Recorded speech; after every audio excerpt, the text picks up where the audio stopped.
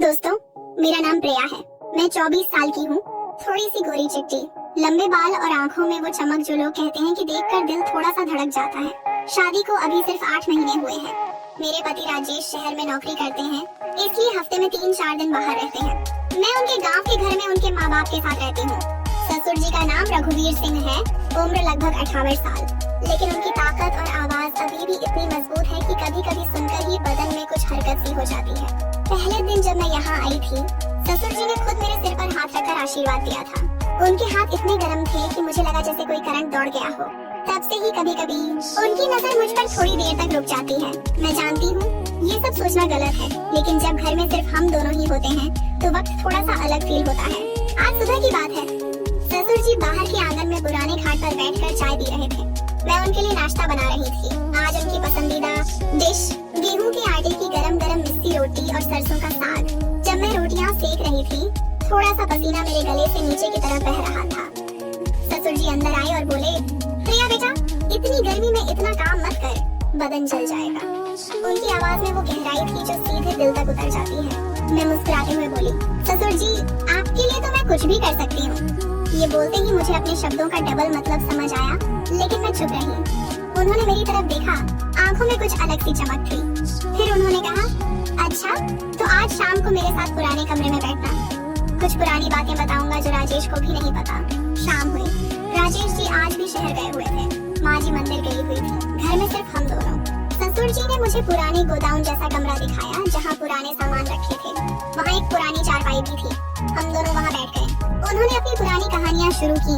उनके जवानी के दिन, कैसे उन्होंने अकेला घर संभाला, कितनी रातों को अकेला गुजारा। बात करते करते उनका हाथ मेरी पीठ पर आ गया और हल्के से सहलाने लगा।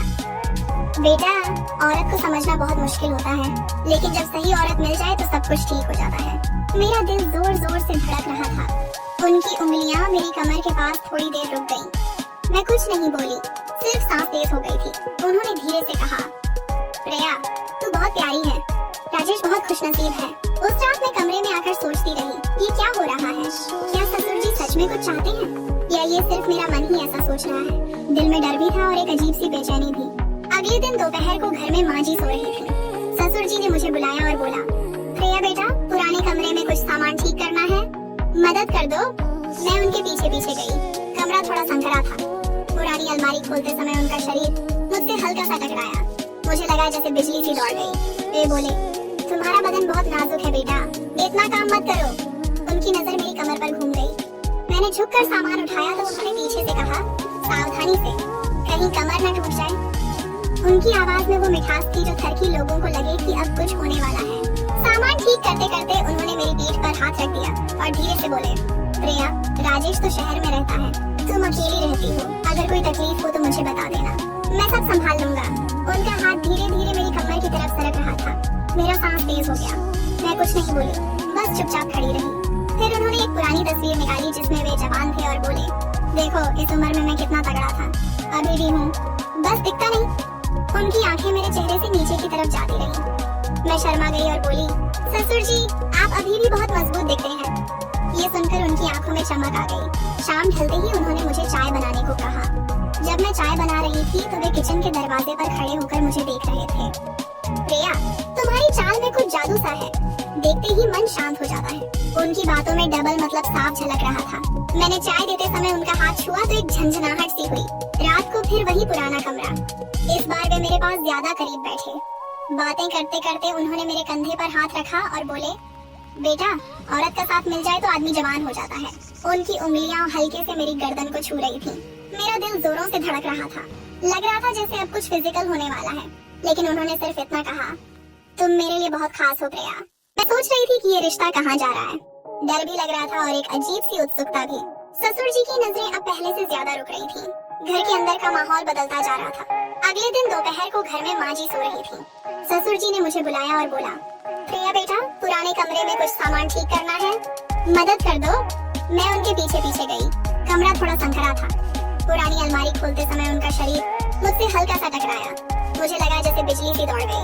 वे बोले, तुम्हारा बदन बहुत नाजुक है बेटा, इतना काम मत करो। उनकी नजर मेरी कमर पर घूम गई। मैंने झुककर सामान उठाया तो उन्होंने पीछे से कहा, सावधानी से, कहीं कमर न टूट जाए। उनकी आवाज में वो मिठास थी जो थरकी लोगों को लगे कि अब कुछ होने वाला है। सामान ठीक करते करते उन्होंने मेरी पीठ पर हाथ रख दिया और धीरे से बोले, प्रिया, राजेश तो शहर में रहता है, तुम अकेली रहती हो, अगर कोई तकलीफ हो तो मुझे बता देना, मैं सब संभाल लूंगा। उनका हाथ धीरे धीरे मेरी कमर की तरफ सरक रहा था। मेरा सांस तेज हो गया।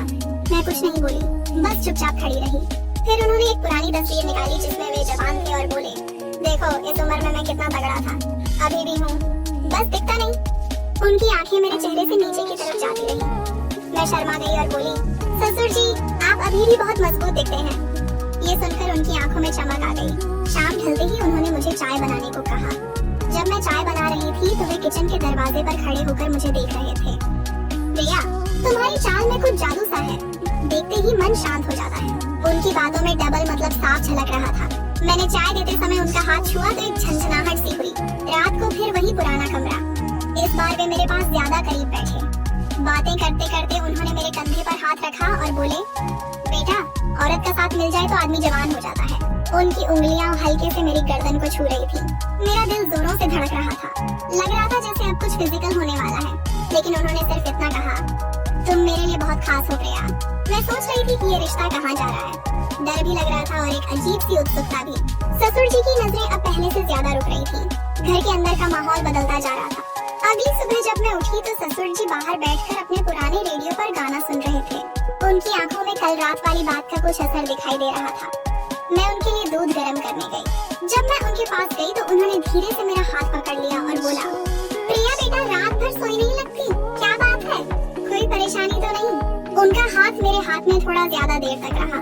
मैंने अपनी आंखें झुका ली और बोली, ससुर जी, आपकी बातें इतनी गहरी होती हैं कि दिल में उतर जाती हैं।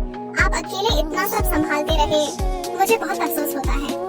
ये बोलते हुए मेरा गला भारी आ गया था, लेकिन अंदर ही अंदर एक अजीब सी गर्मी भी फैल रही थी। ससुर जी मुस्कुराए और मेरे हाथ को और थोड़ा खींचकर अपने सीने के पास ले आए। उनकी सांस मेरे चेहरे पर पड़ रही थी। बेटा, औरत जब घर में आती है तो पुराने घर को नई रोशनी मिल जाती है। तू आई है तो लगता है जैसे मेरी जवानी लौट आई हो। उनकी आवाज में वो हल्की सी कांप थी जो सुनकर थरकी मन वाले सोचते कि अब कुछ होने वाला है। फिर उन्होंने मुझे अपने साथ बैठाया और एक पुरानी डिब्बी निकाली जिसमें उनकी जवानी की फोटोज थी। एक फोटो में वो जवान थे, शर्ट के ऊपर से उनकी छाती और बाजू दिखाई दे रहे थे। मुझे देखकर बोले, देख बेटा, इस उम्र में भी मैं इतना कमजोर नहीं हूँ, अभी भी ताकत बाकी है।